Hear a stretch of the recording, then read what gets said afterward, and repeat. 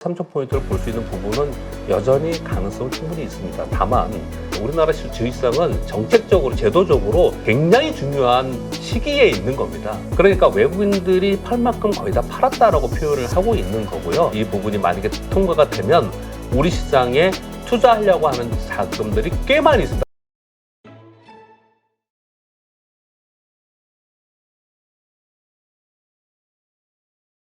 오늘 모신 분은 교보증권 박병창 이사이십니다. 안녕하세요. 예, 안녕하십니까. 자, 이제 미국 증시 뭐 여러 가지 호재가 좀 나오면서 급등을 하고 있고요. 한국 증시가 최근 여러 날 별 움직임이 없다가 오늘 드디어 이제 좀 올라주기 시작하고 있는데요. 이 시장 상황 한번 정리해 주시죠. 근데 오늘 지금 현재 녹화 기준으로 2,700포인트를 돌파하고 있습니다. 2,700포인트를 돌파하는 부분은 올해 2025년 연중 신고지수를 경신하는 것입니다. 네. 2,650포인트가 2월의 고점, 3월의 고점 두 번의 고점이 있었고요. 이제 그걸 돌파하면서 더 힘을 얻어가는 그런 상황인데 우리나라 내부적인 요인도 작용을 많이 하고 있는 것 같습니다. 지금 상승하는 부분은 뭐 미국 시장이 올랐기 때문에 이런 부분보다는 우리나라가 지금 다음 주에 2월 3일 날 대통령 선거가 있고 새로운 정부를 좀 맞이하고 있지 않습니까? 거기에 대한 기대감이 이제 반영을 좀 하고 있지 않나 생각합니다. 그 부분은 이제 추가적으로 말씀을 드리겠지만 네. 이유에 대해서는요. 우리가 그동안에 미국 시장, 대만 시장, 유럽 시장, 일본 시장, 그리고 아시아의 주요 시장 중에 뭐 일부도 신고 지수를 내면서 강세를 보였습니다. 근데 상대적으로 우리 시장이 이제 약세를 보이는 동안에 체감 지수가 굉장히 좋지 않았죠. 물론 지금 2,700포인트 같지만 여전히 우리 시장은 하단에서 올라가고 있는 부분입니다. 그래서 체감적으로는 여전히 부족하다고 느끼고 우리 시장에 대한 신뢰감이 좀 없는 부분은 분명히 있습니다.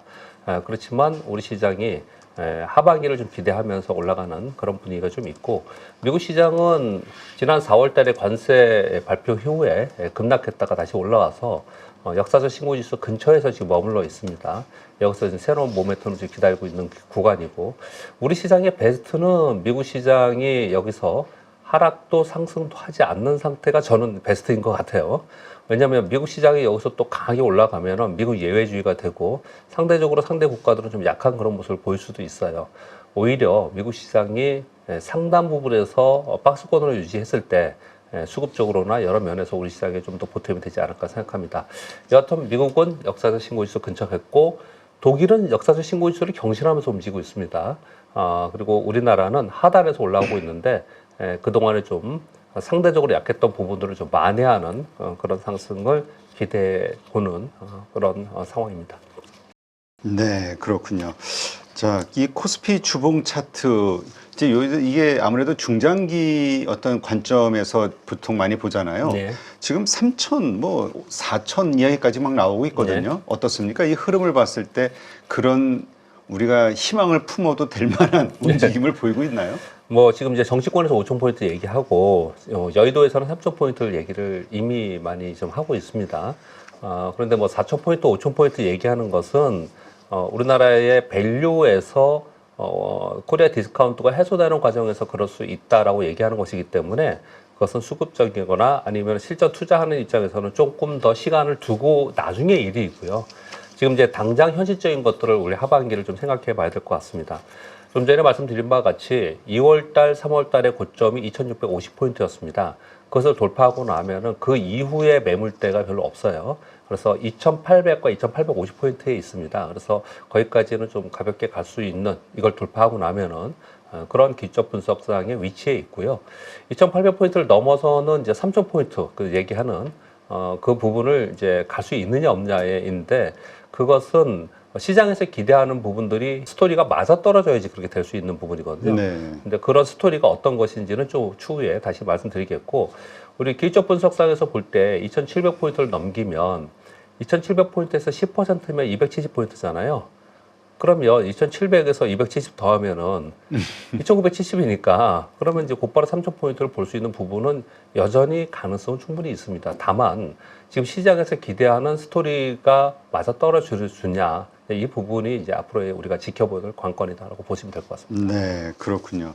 이 3천 진짜 예전에는 참 몇 년 전만 해도 참 별게 아닌 수치로 생각됐는데 네. 최근 2, 3년 지나면서 예.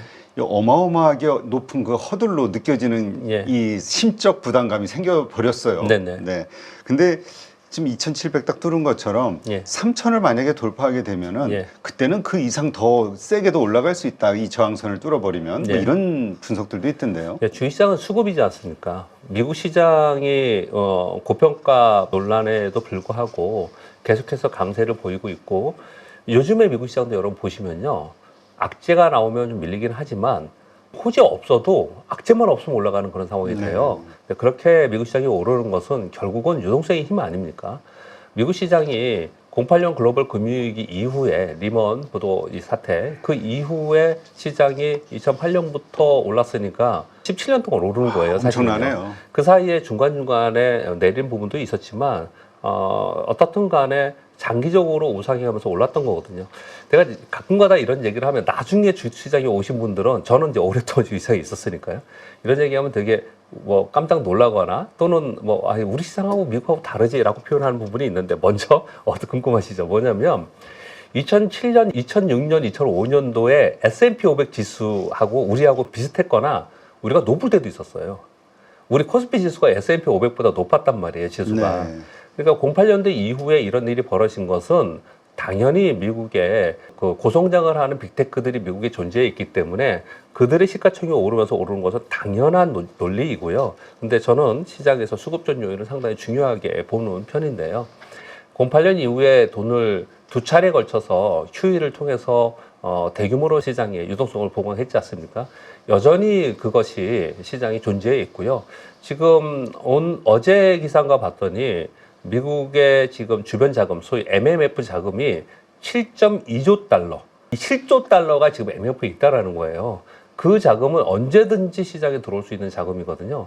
그런 풍부한 유동성이 미국에 있습니다. 그럼으로써 미국이 그 정도로 있었던 거고요. 그러면 지금 질문에 3,000포인트 넣으면서 위쪽으로 더 갈 수 있느냐 없느냐 부분은 당연히 우리나라의 경기 성장률 그리고 우리나라의 기업들의 성장 이런 부분들이 기본이겠지만 시장에는 우리가 그게 기본이라고 하면은 우리 시장이 저평가되는 국면에서 제대로 된 평가는 받아야 될 거 아닙니까? 근데 그게 안 되는 건 뭐냐면 우리나라의 전체적인 성장에 대한 저성장 그리고 우리나라 기업의 성장에 대한 불신 이런 부분들이 깔려 있기 때문에 심리적으로 그런 것들이 작용이 되고 그게 수급을 이끌지 못하기 때문에 그런 거지 않습니까? 그러면 3,000포인트를 넘겼다는 얘기는 이미 우리나라에 대한 불신 요인들이 일부 제거가 되는 상황이기 때문에 심리적으로 수급을 유발하는 상황이 됩니다. 네. 그러면 3,000포인트를 넘어서면은 그 유동성에 의해서 오히려 더 탄력을 받는 이런 상황이 좀 될 수도 있겠죠. 그래서 그 위로 얼마나 가느냐는 저는 솔직히 논하고 싶지는 않고요. 그건 가기 나름이니까 사실은. 왜냐하면 멀티플이라는 걸 얼마나 더 줄 거냐 말 거냐는 굉장히 고무줄이지 않습니까? 사실 이제 그 부분보다는 제가 보기에는 지금 우리나라가 저평가된 부분이 얼마나 해소되는 과정에 있어서 정말 얼마나 해소되느냐 이런 부분들이 추가적으로 더 얼마나 갈 수 있느냐의 부분이고 단기적으로는 지금 현재 차트로 볼 때는 2,800포인트를 그 다음 저항 라인으로 보고 거기를 넘어섰을 때 그리고 우리가 지금 시장에서 기대하는 부분들이 우리가 원하는 대로 시장이 원하는 대로 만약에 진행이 된다면 아마도 하반기에 3,000포인트를 시도하려는 그런 움직임이 되지 않을 거라고 생각합니다. 네, 그렇군요. 마침 오늘 한국은행에서 이제 경제성장률 전망치를 내놨는데 예. 1.5에서 0.88로 예. 또 확 낮췄어요. 예. 그 비율로 따지면 거의 엄청나게 절반 많이 가까이 낮췄습니다. 깎아버린 예. 건데 예. 이렇게 안 좋다라는 전망이 나왔는데 오늘 증시 참 의외네요. 그건 뭐 다른 데도 그렇지 않습니까? 독일 보세요. 역성장이지 않습니까? 네. 역사적 신고지수잖아요. 독일이 역사적 신고지수가 된 것에 여러 가지 이유가 있는데 두 가지의 가장 큰 이유가 있습니다. 하나는 독일은 재정 긴축 정책을 그동안에 쓰고 있었어요. 근데 이번에 재정 확장 정책을 10여 년 만에 재정 확장 정책을 쓰고 있습니다. 재정 확장 정책이라는 거는 시장에 유동성을 주고 기업의 성장을 촉진하겠다는 정책이지 않습니까? 그 부분이 반영이 된 거고요. 또 하나는 미국은 고가 신용 등급에서 최고 등급에서 트리플 A에서 더블 A로 지금 낮아졌지 않습니까? 그렇죠. 근데 독일은 여전히 트리플 A의 최고 신용 등급을 받고 있어요. 그렇다는 얘기는 미국의 달러 자산, 미국의 국채에 대한 신뢰도가 살짝 떨어지면서 그 부분에 대한 만큼의 돈들이 유럽으로 가는데 유럽에서도 독일 국채로 상당히 많이 가고 있단 말이에요. 그러니까 유럽 시장에 그리고 독일의 유동성이 더 많이 들어가고 있다는 얘기거든요. 네. 결국 유동성의 힘입니다. 그런 부분들이 있는 거거든요. 우리나라도 지금 보면은 뭐 지금 말씀을 좀 드리면은 우리가 지금 경제 성장률 둔화된다라는 얘기를 지금 계속 하고 있지만 가만히 생각해 보면 올해 우리나라 하반기를 기대하는 가장 키포인트 중에 하나는 그동안에 한 1, 2년 동안 우리나라의 경제 정책 또는 시장 정책에 대한 게 어떤 게 있었냐. 그러니까 정책 자체가 불투명하거나 아니면 부재한 그런 상황이 계속 있는 상태였고요. 그러면서 작년에 계속 외국인들이 팔면서 나머지 국가들은 다 올라가는데 우리는 안 좋았습니다.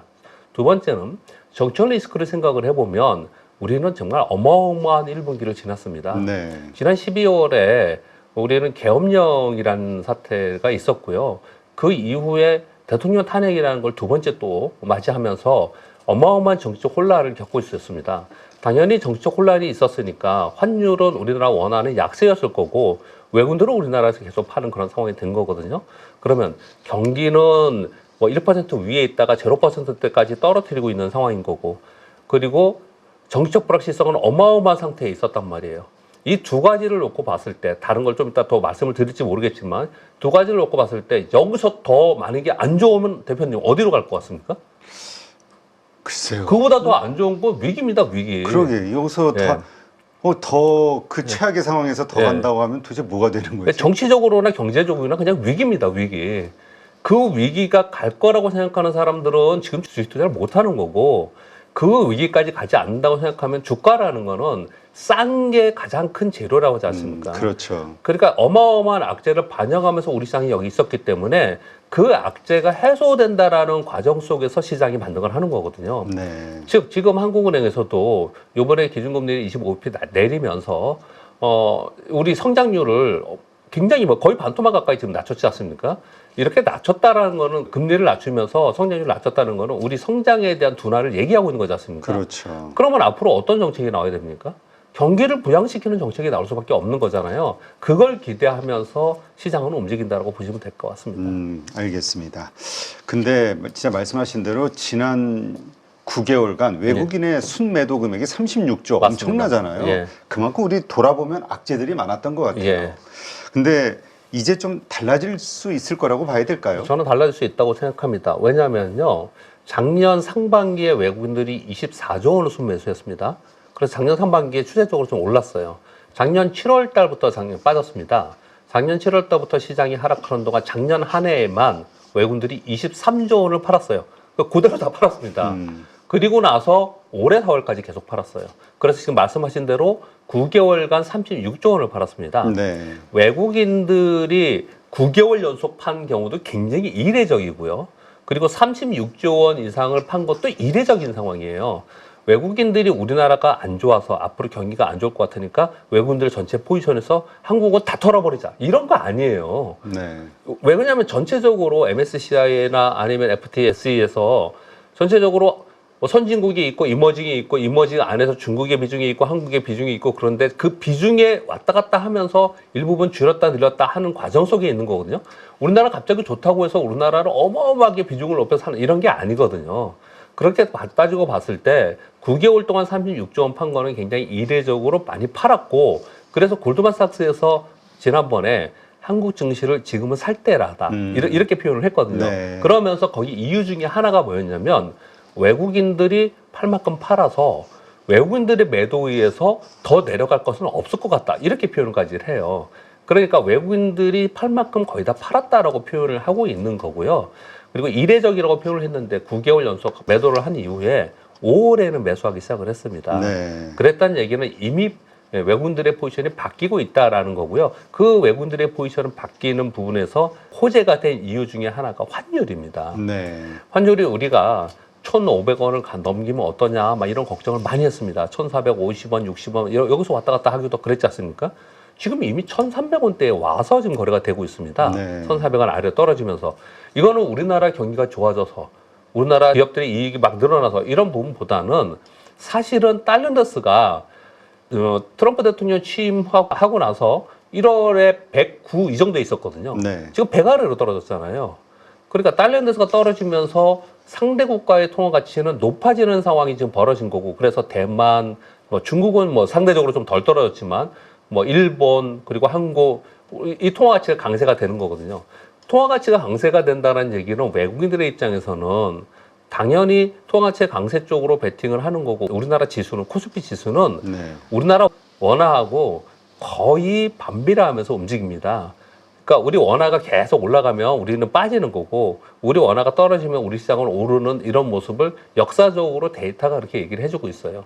그러니까 실제로 이게 추세적으로 우리 원화가 하락, 즉 원화 강세가 되는 부분들은 생각하지 않는다 하더라도 과거에 1,450원 있었던 때보다 지금 1,370원까지 떨어진 상황이기 때문에 그만큼 우리 지수는 올라갈 수 있는 상황이 되는 거거든요.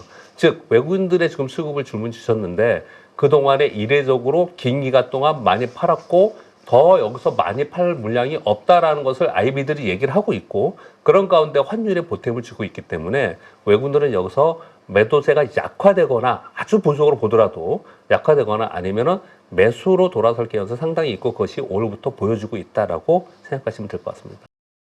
네, 알겠습니다. 지금 말씀하신 것처럼 우리 증시는 좀 싸다. 네. 이것만큼 좋은 호재는 없다. 이러셨는데 지금 PBR 0.8배 이것이 그러면 1배까지 올라가는 수준 이게 정상적인 걸로 봐야 될까요? 아니면 지금 기대치들이 되게 높아서 PBR 1배 이상이 어떤 시장이 올 것으로 기대하는 여러 가지 그 정책들에 의해서 네, 예. 이런 분들도 있거든요. 네. 요 어떤 관점을 갖는 게 좋을까요? 우리 0.8배 정도였는데 지금 이제 2,700포인트 올라서 한 0.9배 정도 이제 네. 가까이 좀 왔습니다. 여전히 PBR 1배 이하예요. 그런데 우리는 미국하고 비교해보면 아니 미국하고 우리하고 비교하면 안 되지. 미국은 성장 국가인데 빅테크들이 있는데 이런 표현을 많이 쓰잖아요. 그렇죠. 근데 우리는 미국이 아니더라도 대만이나 브라질이나 태국이나 이런 데들도 1.3배, 1.5배 이렇습니다. 우리는 PBR 1배 이상 가면 안 되는 것처럼 생각을 해요. 그렇게 생각한 이유는 분명히 있습니다. 우리나라의 기업들의 지배 구조에 단점들이 좀 있었고 그래서 ROE가 낮은 부분이 있었고 이런 부분들이 계속 있었기 때문에 작년에 전 세계 시장이 좋은데 우리는 안 좋은 부분들이 있으면서 소위 코리아 디스카운트 해소를 해야 된다. 이걸 하지 않으면 우리 시장은 안 된다라는 목소리가 굉장히 높았고 그러다가 계엄이 터지고 정책 불확실성으로 인해서 좀 쑥 들어갔었죠. 근데 요번에 다시 선거 조기 대선을 하면서 이게 다시 올라온 거지 않습니까? 결국은 이걸 해내느냐 못 해내느냐의 문제인 거예요. 네. 걱정스러운 건 이런 겁니다.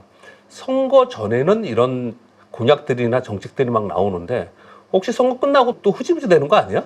이 많은 사람들이 여러분 지금 들으시는 분들이 그런 생각 되게 많이 하실 것 같아요. 이거 흐지부지 되면은 또 여전히 우리는 여기뿐이야. 뭐 이런 생각들을 많이 한단 말이에요. 그런데 이번에는 어떤 정당이든 간에 거의 대부분 지금 우리나라의 밸류업 정책에 대해서는 한 목소리로 얘기를 좀 하고 있는 상황이라서 그쪽으로 이번에는 된다라는 의견들을 여의도에서 상당히 많이 하고 있는 상황이에요. 그래서 그 부분이 진행되는 과정 속에서 우리의 밸류업이 되는 건데 이게 한 번에 되겠습니까?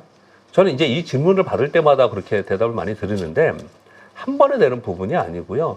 결국은 이런 시행착오를 계속 겪고 하면서 일본처럼 이것이 자리 잡는 시간까지는 올라갔다가 또 주춤하다 올라갔다 주춤하다 하겠지만 결국은 이러한 노력으로 인해서 지금 거래하시는 우리가 혜택을 보는 게 아니고 결국 이후에 투자자들은 상당한 혜택을 보는 시장이 안정감을 줄 것이다 이렇게 생각을 하거든요. 네. 그래서 우리나라 시장이 PBR 1배 이하에 있는 부분들은 여태까지는 제가 증권사에 입사한 지 30년 됐어요.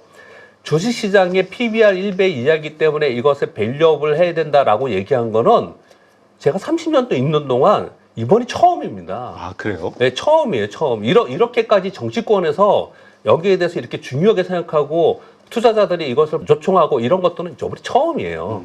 그러니까 우리나라 주식시장은 정책적으로, 제도적으로 굉장히 중요한 시기에 있는 겁니다. 그래서 이걸 계속 우리도 얘기를 해야 되고 그래서 뒤로 후퇴하지 않고 진행이 되도록 해야 된다라고 저는 생각을 하거든요. 근데 또 이런 얘기도 합니다. 잠깐 뭐 생각이 나서 좀 말씀을 드리면 우리나라는 남북한이 대치하고 있기 때문에 그렇지. 그렇기 때문에 당연히 디스카운트가 있다. 네. 지정 리스크가 있기 때문에 이런 표현을 많이 쓰거든요. 그래서 두 가지를 생각해야 됩니다. 하나는 뭐냐면 그러면 대만은 그런 리스크가 없느냐? 아니잖아요. 대만은 지리적으로도 리스크가 굉장히 큽니다. 그죠. 지진도 많이 있고. 근데 대만 그렇지 않잖아요. 그러니까 그걸로만 이걸 우리가 낮은 거를 계속 정당화시킬 수는 없습니다. 이 부분을 하나 또 말씀을 드리고 싶고요. 그리고 또 한 가지는 우리가 지금 지정 리스크 때문에 그렇다라고 만약에 한다면 그러면 지정 리스크를 해소하는 정책들이 있어야 될 거 아닙니까? 그렇죠. 지정 리스크를 계속 고조시키는 정책을 하면서 시장 밸류업을 한다는 건 말이 안 되는 거지 않습니까?